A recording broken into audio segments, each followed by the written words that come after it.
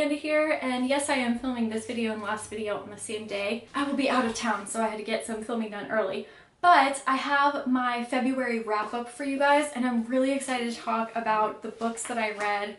Wait, no, March wrap-up. It was March, my bad. But I'm really excited to talk about these books, so let's get into it. This month I read a whopping 10 books, and I don't know how, because I read 8 books January and February, and so I was trying to reach 8 books, and then somehow I read 10, and I didn't read any more than I did those 2 months. So I don't know, something magical happened here, and it's not like I read books that were smaller. I don't know what happened, but I'm excited and proud of myself for reading 10 books. I know some people can read like 30 books in a month, and that is so awesome for those people. I'm a really slow reader. For how long I've been reading, I read very slowly.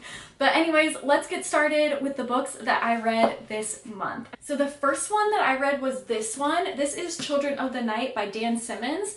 So the reason I even got this one was because it's part of his, it's like something with the seasons, not trilogy, there's 4 of them. And so I thought it had to do with, what's that other book from him? Summer of Night. I thought it had to do with Summer of Night and the same characters, but it had absolutely nothing to do with that book, so I'm not really sure why. I mean, I get there's seasons, but I thought that the books were at least connected, but maybe they're not, but it seems like the 4th one is. I'm very confused. So if you know anything about these 4 books, let me know. Okay, so anyways, this book it's basically a vampire story, and it is really interesting. It's about, man, I read this one so long ago, I don't even know. It's about a girl, a woman, a doctor who goes to Romania, and she's helping in orphanages in, my dog just pawed the door shut. She's working in an orphanage in Romania in like the 90s or something. And apparently Dan Simmons did a lot of work. He went to Romania to write this novel. So a lot of it is true and really heartbreaking. What happens in these orphanages and what happens with, they call them gypsies in the books. I don't know if that term is incorrect now, but with their children and children that are like taken from them and sold to Americans, and it's really messed up. But anyways, she adopts one of the babies because she feels like she can treat them if they have proper care in the United States, because she's going back. But if they stay in Romania, she knows that they'll die. So she adopts this baby and then comes to find out that he has this weird condition where when they give him blood transfusions, he has this extra organ that comes to life that absorbs the blood, and it helps him beat whatever issues he has. Then the baby is stolen, and she knows that it's back in Romania. So her and some other friends go and try to figure out what's going on, and it's a vampire tale, and there's some interesting other stuff that goes into it and a lot of historical stuff as well. But here's the thing, Dan Simmons did a great job, and the first half of the book I'm like, oh my god, this is such a good book, and then the second half just kind of took a nosedive. I think the issue with this one is that I think he did too much work going into it, because there's so much description of just like what Romanian street they're driving down, and although I appreciate the work that he put into it, it doesn't have anything to do with the end result of what happens. And so I feel like the historical work and like the geographical work that he did kind of overshadows the story of the vampires in a way. And so the first half of the book isn't really like that. It's really freaking interesting, and then the second half just wasn't as interesting for me. It didn't hold my attention as well. But other than that, I still thought it was an interesting book. It's very well written, don't get me wrong. A lot of work went into this, a lot of research. And I also found out some interesting information that the castle that people go to in Romania that's set up for tourists to be Count Dracula's castle isn't even where he was. So that was really interesting to find out. And so, yeah, there are some cool things in here, extremely well written, but not his best work, I'll say that. The next one that I read was also a vampire book, and it's called Suffer the Children. It's, hopefully I'm not giving too much away, because I don't know if they actually say vampires in the back, but it's like a modern day vampire story.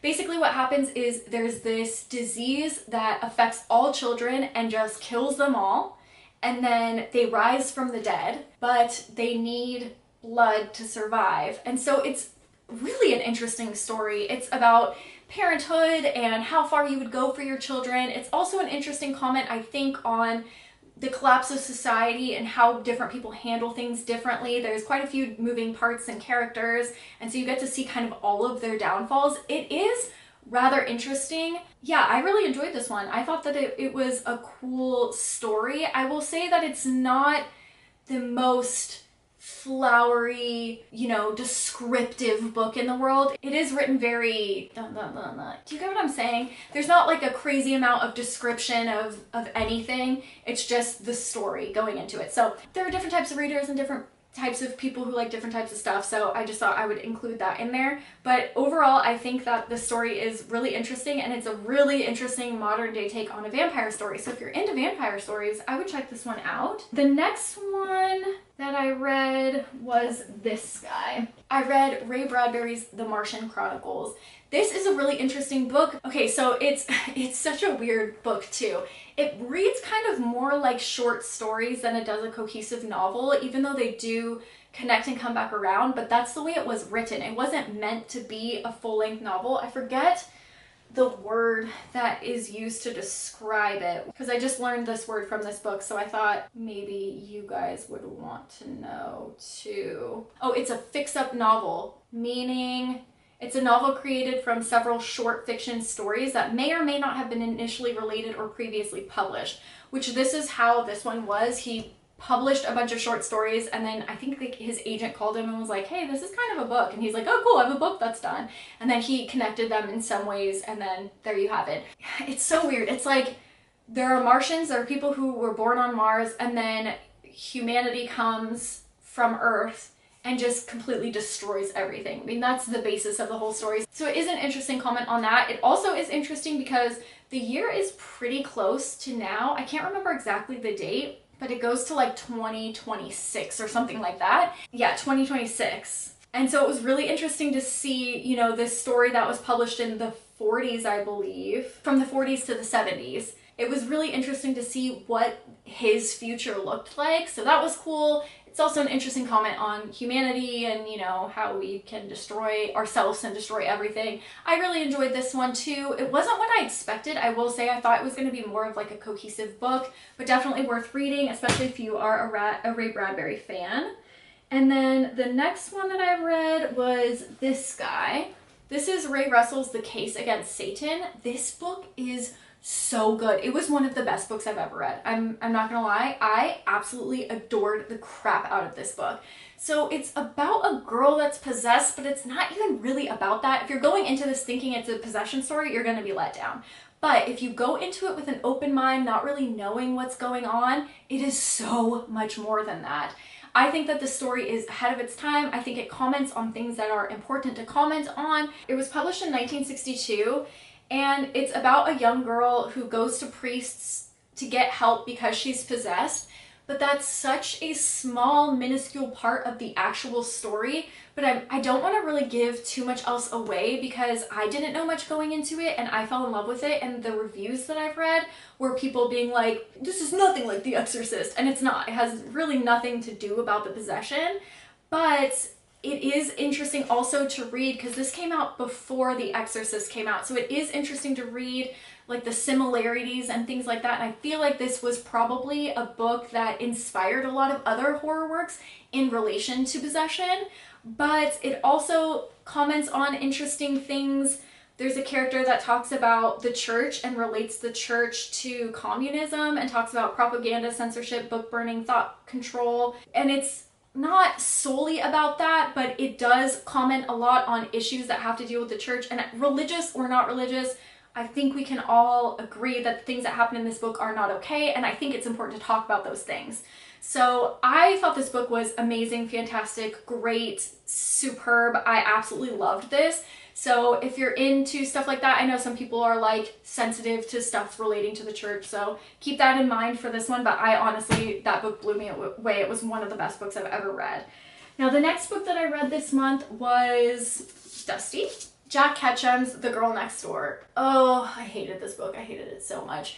I hated it because it's meant to be hated. It's not meant to be enjoyed. It's a really freaking rough read. I had purchased it knowing it was a difficult book, but I didn't know why. It's based on a true story and I know the true story behind it, and so it just really messed me up reading it. It's about a girl, it's a girl next door that gets tortured by people in the neighborhood, but I didn't expect it to like hit so hard. I didn't expect it to be so emotional. I didn't expect it to be children that were partaking in this. It's a rough read. It really is a rough read. And yeah, I just don't recommend it.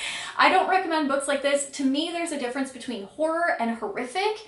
And for me, this is not a horror book. This is a horrific read. Do I think it's important that we know the story behind what happens? And do I think that sharing that and, you know, knowing that girl's experience is important? Yes. But do I think that this is a horror book? Not necessarily. I don't really see it as horror. If this were a movie, it would be a drama. Yeah, really hard to get through. This ruined my month. I'm not gonna lie, it ruined my month. So after that, I was like, I need a break from horror. I cannot read. It really destroyed me for a little bit.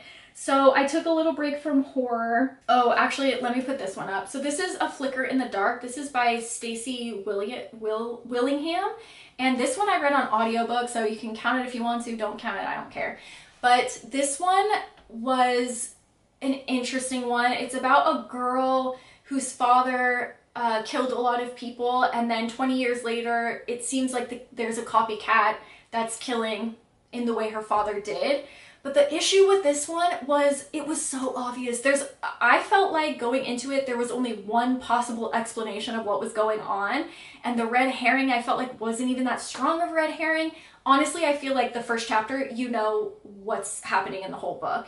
And that might just be a me issue. That seems to happen with a lot of thrillers for me. So I'm not saying it's anything inherently wrong with this story, but the main character also irked me a bit. Some of the choices she made were just like, what the fuck? She doesn't trust anyone in her whole life, and then she trusts the one person that she obviously shouldn't trust. It's weird. And then also her decision of like, I'm gonna go and solve this crime by myself, but forget my cell phone. It's like, that may have worked back in the day, but everyone's so attached to their phone. If you forget your phone and go try to find a murder, I'm sorry, you deserve it. You deserve it. You deserve to be offed in books, in fiction, not in real life.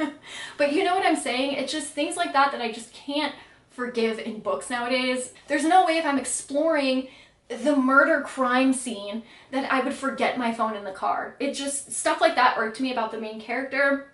And also I felt like it was way too obvious what was going on. However, it does have really high reviews, so maybe this is just a me problem. So keep that in mind. But then I needed a break from the horror for a minute. And so I picked up this Kurt Vonnegut's Breakfast of Champions. This book is so freaking weird. Every Kurt Vonnegut is so weird. I absolutely adore it. It's about two men. One man, Kilgore Trout, if you've read or heard me talk about any of his stories, you know Kilgore Trout is a science fiction writer. In his book. He comes up a lot in his stories. He writes a book about how there's only one person in the world, like you, the reader, you're the only person in the world, and everybody else is a robot that's made to make you feel the way you do or do the things that you do, but you're the only sentient being, okay? Then there's another man with mental health issues, and you find this all out in like the first couple of pages, so I'm not ruining anything for you. Then there's a man with mental health issues who ends up meeting Kilgore Trout, reading the book, and then going on like a murder spree. It's the weirdest book because it tells you that in the beginning, and then nothing really happens up until he kills people. And then he does this weird Quentin Tarantino thing. I always relate him to Quentin Tarantino, and I think people are like, what are you talking about? Like a Reservoir Dogs, where it's about a heist, but you never actually show the heist, and everything happens around the heist. That's kind of how Kurt Vonnegut books are too. So it's all about this, and you get like 2 pages of this, but everything else is like revolving around this or doesn't seem to have much to do with it. It's a weird book. There's also pictures drawn every few seconds where it's like a dinosaur is a reptile and here's what it looks like, and then he draws dinosaurs, or like here's what an apple looks like. It feels like it's written for someone who doesn't know the history of the world. It is so strange. So I don't recommend Kurt Vonnegut books to everybody because they are so freaking weird. And like I said, the whole book is about this thing that happens in the matter of a few pages, and everything else is just, it's just a weird read. So I'm not going to recommend it to you, but I will say if you do want something weird and you want to give him a chance, I do highly recommend his work, but I would say just like keep a very open mind when you go to read his stuff because it is strange. After I read Robert Morosco's Burnt Offerings, is that how you say it, Morosco? This book was interesting too. I felt like reading this was a lot like reading House on the Haunted Hill by Shirley Jackson, where like the story was interesting and you were like, this is fine. And then at the end, you're like, oh, okay, this was a really cool book now in retrospect, looking back at it. But I don't know if it like held my attention as strongly as other horror books do. Does that make sense? So I recommend reading it just because it's an interesting, historical work of fiction. It was published in 73. So it's cool to read a story that's, that old about haunted houses and stuff. It is a really cool book. Don't get me wrong. I'm not trying to like discredit it at all. And I do like this one more than The House on the Haunted Hill.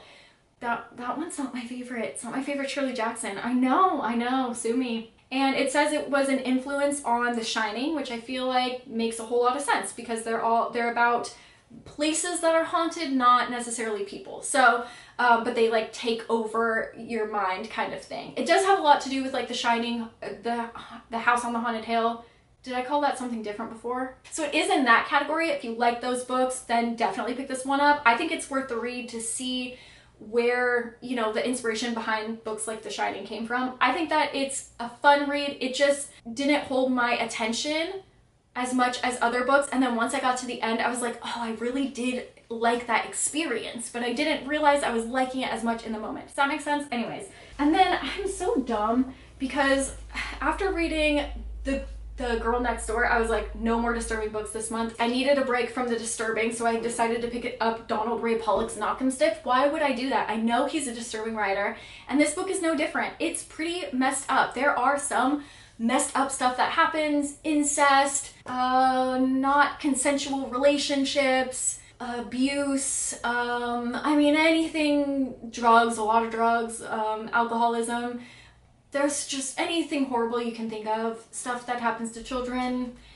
It's in this book. He writes some messed up books. But here's what I will say. I did enjoy this one, and I did think it was still a good story, but this one felt a little bit more like individual short stories. Even though they did come around and wrap up, it didn't wrap up as smoothly as his other book, The Devil All the Time. So if you're going to give Donald Ray Pollock a chance, read The Devil All the Time. I promise you, you will not be disappointed. I wasn't disappointed reading this either, but I like his work. I like the things that he says. And I had read The Devil All the Time before, but I don't know if I read this one first, if I would have loved him as much as I do. You know what I mean? Like, it's still a good book. It's still really messed up. Don't read this if you're sensitive to all the stuff that I said before. It's really messed up. But read The Devil All the Time. That book's messed up too. Don't get into that one thinking that it's any better. But I think that it's just a little bit more structurally sound than this one was. And I believe this one was written first, which makes complete sense. And I think that The Devil All the Time is a little bit more cohesive. This one, it's a little bit harder to connect the characters because you read them a few chapters ago and you're like, wait, was this the guy that I read back then? You kind of have to go back and research. The Devil All the Time is a little bit more clear, concise, tied up more perfectly. It's just a beautifully written novel. However, if you love The Devil All the Time, then yeah, pick this one up, read it, give it a chance if you want some disturbing stuff. The last book that I read, oh my gosh, it's so good. The Surgeon by Tess, I don't know if it's Garrison or Jarrison. You know how G is followed by E, I's, and Y's make the J sound, the soft G sound, the like giraffe. So I don't know if it's Garrison or Jarrison, but anyways, this is The Surgeon, and this is one of the best detective novels I have ever read. Like, I would rank this with Silence of the Lambs. That's how good this book is. It is fantastic. It's about a serial killer who murders women and steals their uteruses. So it is very much so related around women, and there is some non-consensual stuff going on in there. It's not an easy read by any means, so keep that in mind. However, it is a fantastic novel. You have a few main characters, you have your detectives, and then you have a surgeon, a surgeon, and she is a survivor of a serial killer that died a few years before, but it seems like they have a copycat again, so they're trying to figure out how it's related to her and how she's involved, and it's such a great story. It's written so well. It's amazing. And the writer is a physician, I believe. Yes, so there's a lot of medical stuff in there. Like, you get to see the surgeon perform surgery, save lives. It's so It's so amazing. The only thing I will say going into this is, one, keep in mind it does revolve around a lot of female issues and stuff like that. So if you're sensitive to that kind of stuff, maybe skip this one. And then two, I will say this is the series that the TV show Rizzoli and Isles is based off of. And Rizzoli is so incredibly irritating in this work. Like, she is my least favorite character. She's so annoying. And don't get me wrong, I'm not trying to discredit that. I think this book was written like 20 years ago, that women in male-dominated fields had it easy. I'm not trying to say that she wasn't justified in some of her issues that she has in the novel, but she is so annoying. Everything that she says revolves around how nobody likes her. And there's one instance where she's interviewing a guy at a grocery store. I'm not giving anything away. This is just a little backstory on how annoying she is. She's interviewing a guy at a grocery store, right? And then it's a small town. Two young girls walk in and he goes, wow, they've grown up a lot, to himself. So he's not checking them out. He's just being like, wow, they've, you know, like, man, time has gone by.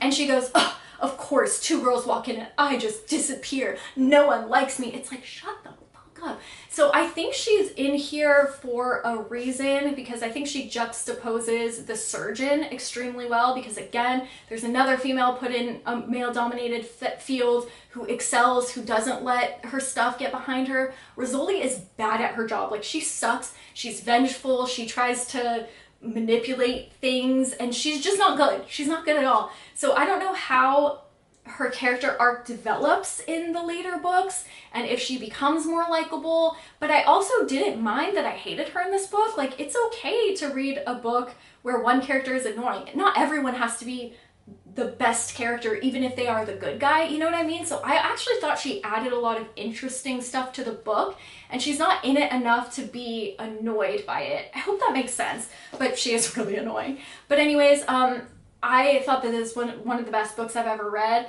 I did look at a few reviews and they were like, this is nothing like the TV show. So I don't know if you've seen the show, if this is going to, like, maybe just think about it differently going into it. And if you haven't seen the show, for sure check this out. One of the best books I've read this year and one of the best detective books I've ever read. Those are the books that I read this month. Please leave a comment down below. Let me know what you've read. Let me know if this dust going by is driving you crazy as much as it is driving me crazy. Let me know what your favorite books that you read this month are, and I will see you soon with another horror video. Okay, bye guys. Oh, and thanks for watching.